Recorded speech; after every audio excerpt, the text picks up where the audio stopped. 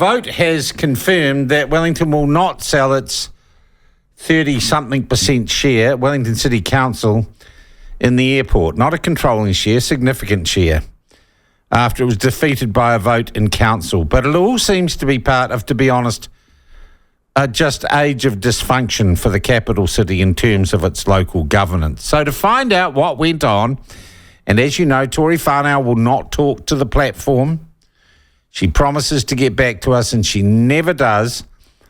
But some councillors talk to us, which is rather nice. One of them is Nicola Young, and she joins us on the line now. Nicola, how are you? Good morning.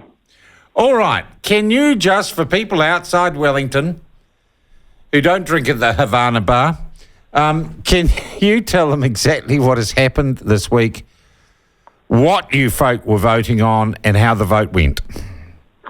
Right. So in the long-term plan, there was a proposition to sell the airport shares, which incidentally I think is a good idea, but that's a slight side issue. So the idea was to sell the shares and then to put the money, tuck it away safely. How much money are we talking, Nicola, conservatively? Well, the estimated value is something like just under 500 million. Half a bill. Yep. So the money would be locked away in a fund that the councillors couldn't touch. And we got an amendment, the Reading Three, Tony Randall, Diane Carwat and me, proposed that we retain our insurance debt buffer. So we have this unused borrowing capacity which we can use in a state of emergency. So that was agreed. About a week later, we found that had already been earmarked for spending in the long-term plan, 230 million of a total buffer of 272 million. So we said, well, we can't support this.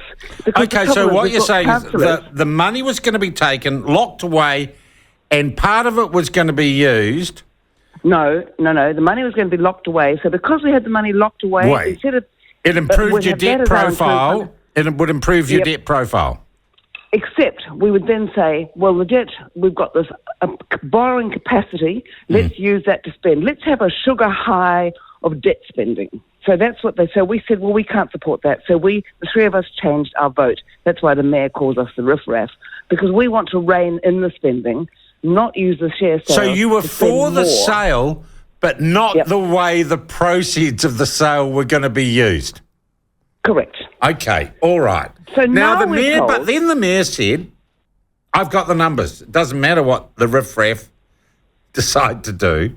What went wrong with that? So then, well, of course, we have some councillors who are aligned to political parties, the Greens and the Left, and both of them have as part of their policy that they don't sell strategic assets. So some of those councillors stuck with their party's policy, Councillor Ben McNulty and Nuruddin Abdurrahman, and Nikal, the Maori Ward councillor. Is he elected, by the way?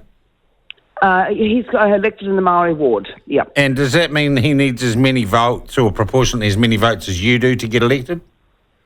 That's a different issue, but the answer is no, he doesn't. So he's been elected with, how many votes? 800 or something? I think it's 856 or something. How many votes did you need to get elected?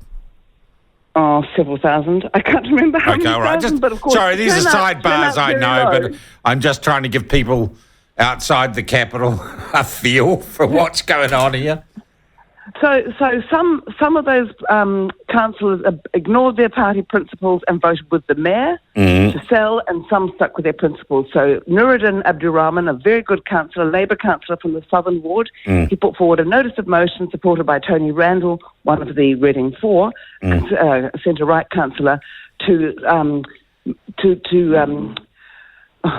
basically, it's a long-winded process, but basically trying to stop the sale. So and it got through. So now we're told, well, we have to make spending cuts, but we don't understand why we have to make spending cuts. If you sell the shares... If the money was going to be locked away, it shouldn't make any difference. That's right. Yeah. So, and we were told initially it would have no effect on spending, but now we're told we've got to make cuts of 400 to 600 million, which is crazy. So the councillors who've had this sugar high of spending now have to think about how they're going to cut costs. Well, of course, I haven't heard anyone other than the mayor say they want the Golden Mile. That's 139 million, half of which council pays, pays. The waste program, 110 million. There are so many things we could cut, and we have to cut spending because the city is crippled by this debt, not just for us but for our future generations. Okay, all right. And it never owned the airport anyway. Well, it's a minority share. It's a minority shareholding. No Yeah, so it's not putting it into private hands or anything. It's not a privatisation. It's an investment decision. Sell the airport. Yeah, we should sell it though. Yeah. I mean, I do think we should diversify our assets away from Wellington. Yeah. Well, geez, that's a lovely thing for you to say, Nicola.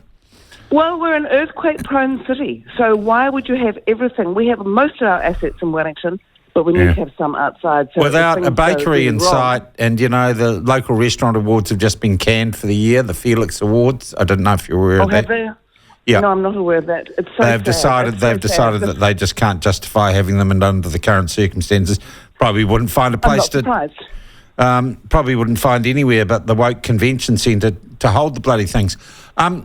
Nicola, all of this, and for those outside, and I was up in Auckland last weekend and people laughing at me, is Wellington shut yet? Or how do you get back in if it's closed? And more speculation this morning that central government is going to intervene over the dysfunction in Wellington. And I know for you who've been involved in local body politics for a long time, that's probably not a prospect that you savour. But do you think it is a possibility? How bad is the dysfunction? Well, I stood for council because I want the best for Wellington, and I do believe we do need some sort of government intervention because the council is a mess.